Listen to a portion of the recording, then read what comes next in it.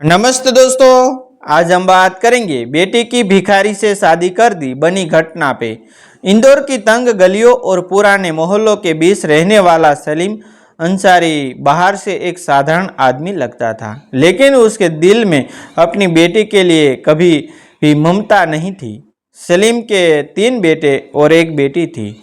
जैनाब घर में बेटे राजाओं की तरह पलते थे, जबकि जैनाब को हमेशा यह एहसास कराया जाता था कि वह इस घर पर बोझ है। बचपन से ही उसे सुनना पड़ता था कि अगर तू पैदा ही नहीं होती तो हमारा घर खुशहाल होता। उसकी माँ नसीमा भी पति के डर से कभी बेटी का साथ नहीं दे पाती थी। जैनाब छोटी थी तब भी उसे घर के सारे काम करने पड़ रहे थे। सुबह सुबह पहले उठना, पानी भरना, झाड़ू पोछा करना, खाना बनाना और फिर भाइयों की डांट सुनना। स्कूल जाने की उसकी ख्वाहिश भी कभी पूरी नहीं हुई, क्योंकि सलीम का मानना था कि लड़कियों को पढ़ाकर क्या करना है, आखिर उसे किसी के घर ही तो भेजना है।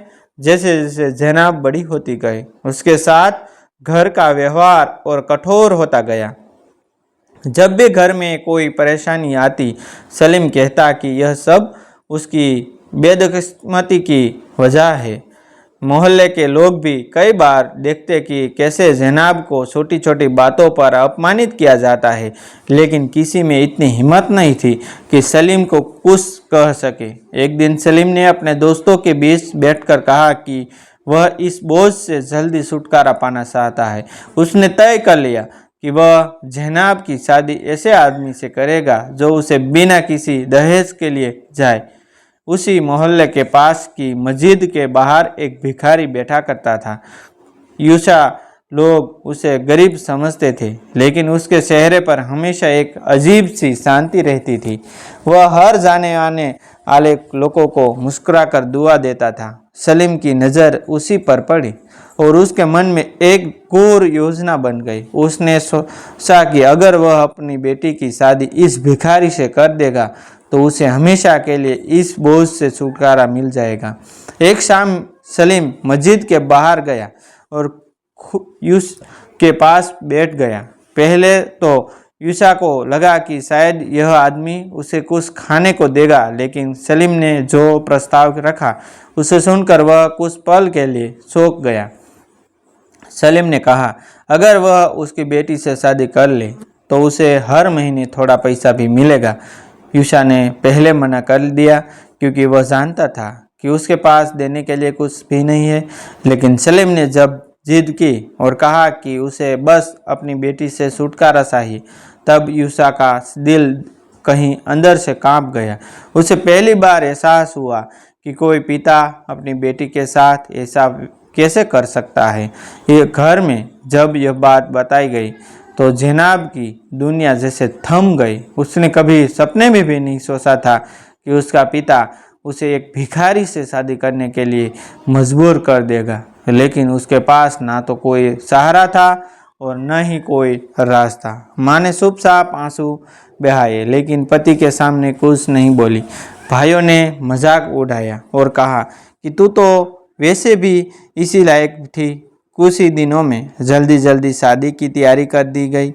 ना कोई खुशी थी, ना कोई रस्मों की रौनक, बस एक साधारण निकाह पढ़ा गया और जनाब को उस आदमी के साथ भेज दिया गया जिसे दुनिया भिखारी कहती थी। जब वह पहली बार यूशा के साथ उस छोटे से झोपड़े में पहुंची तो उसके दिल में डर और निराशा भरी हुई थी। उसे लगा कि उसकी जिंदगी अब पूरी तरह खत्म हो गई चुकी है। लेकिन उसी रात कुछ ऐसा हुआ जिसने उसकी सोच बदलनी जरूरी कर दी थी। यूशा ने झोपड़ी के कोने में एक साफ चादर पढ़ाई बिछाई और बहुत विनम्र आवाज में कहा, यह जगह तुम्हारी है, तुम आराम करो, मैं बाहर बैठ जाऊंगा। जनाब को यह सुनकर हैरानी हुई, क्योंकि उसके घर में तो कभी किसी ने उससे इतनी इज्जत से बात ही नहीं की थी।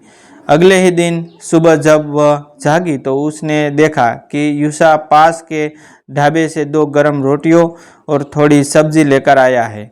उसने मुस्कुराकर कहा, मैं ज़्यादा कुछ नहीं ला सका, लेकिन कोशिश करूँगा कि तुम्हें कभी भूखा न रहना पड़े।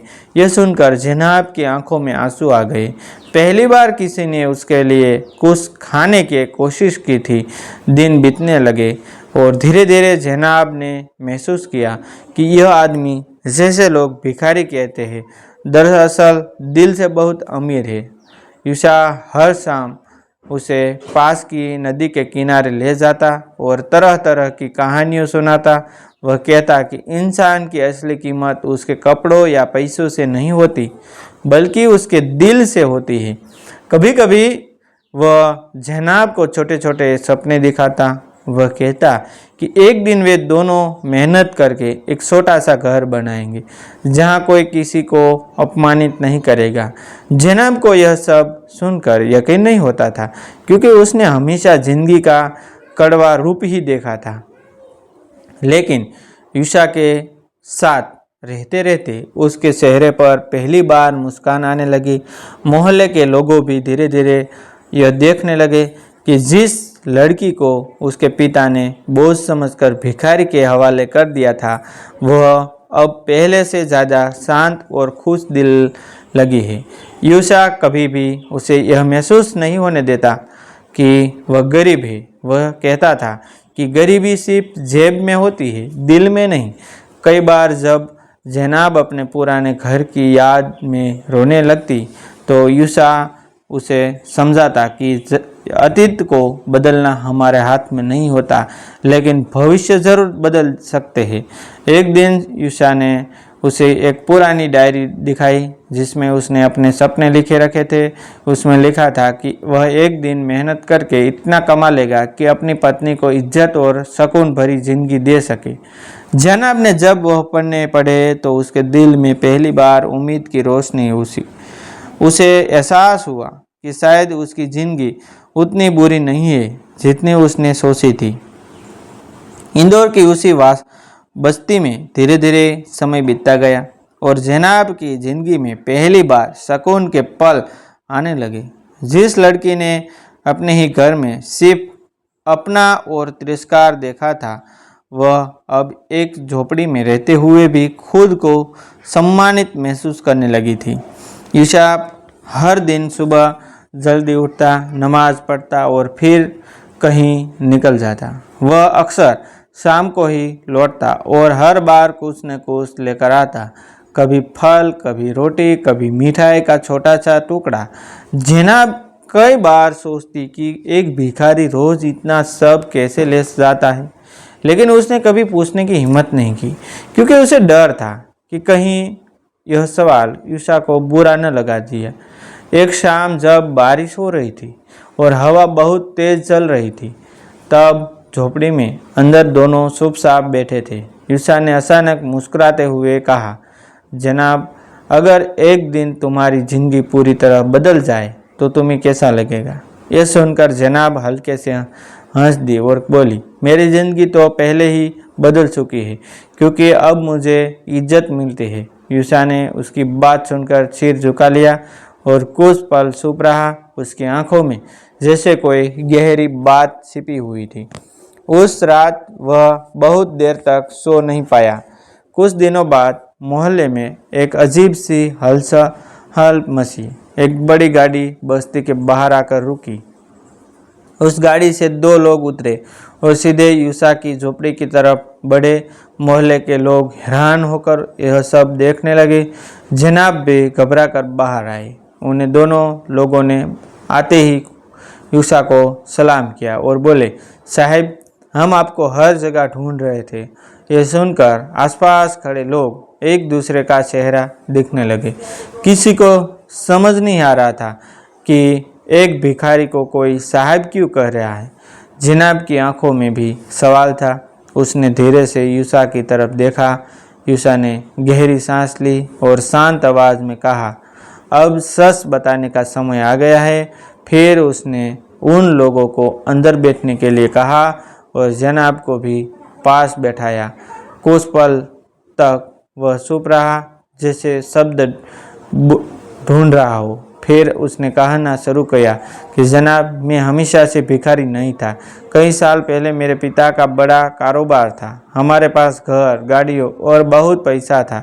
लेकिन एक हादसे में मेरे माता पिता दोनों की मौत हो गई। उस समय मेरी रिश्तेदारों ने मुझे धोखा देकर सारी संपत्ति अपने नाम कर ली। मैं अकेला रह गया। उस दिन मैंने तय किया कि मैं लोगों को उनके असली रूप में पहचानना चाहता हूँ। इसलिए मैंने सब कुछ छोड़ दिया और साधारण जिंदगी जीने लगा। यह सुनकर जनाब स्तब्ध रह गए। उसे समझ ही नहीं आ रहा था कि वह क्या सुने। यूसा आगे बोला, मैंने कई साल तक लोगों को देखा। जब मैं अमीर था तब हर कोई मेरे आसपास रहता था, लेकिन जब मैं गरीब बनकर रहा तो बहुत कम लोग इंसानियत दिखाते हैं। मैं मस्जिद के बाहर बैठता था और लोगों के चेहरे पढ़ता था। उसी दौरान तुम्हारे पिता मेरे पास आए और उन्होंने तुम्हारी शादी का प्रस्ताव रखा। जब मैंने देखा कि एक पिता अपनी बेटी को बोझ समझकर किसी भी हालत में छोड़ना चाहता है, तब मेरा दिल टूट गया। लेकिन उसी समय मैंने तुम्हारी आंखों में दर्द देखा और मुझे लगा कि शायद मैं तुम्हारी जिंदगी बदल सकता हूँ। झोपड़ी में गहरा सन्नाटा छा गया। जनाब की आंखों से आंसू बहने लगे। उसे समझ आ गया कि जिस आदमी को दुनिया भिखारी समझती थी, वह दरअसल बहुत बड़ा दिल रखने वाला इंसान था। उसी समय बाहर खड़े मोहल्ले के लोग भी यह सब सुन रहे थे और धीरे धीरे खबर पूरे इलाके में फैलने लगी। कुछ ही दिनों में एक और चौंकाने वाली बात समझने आई। वे लोग जो गाड़ी में आए थे, उन्होंने अदालत के कागज़ दिखाए।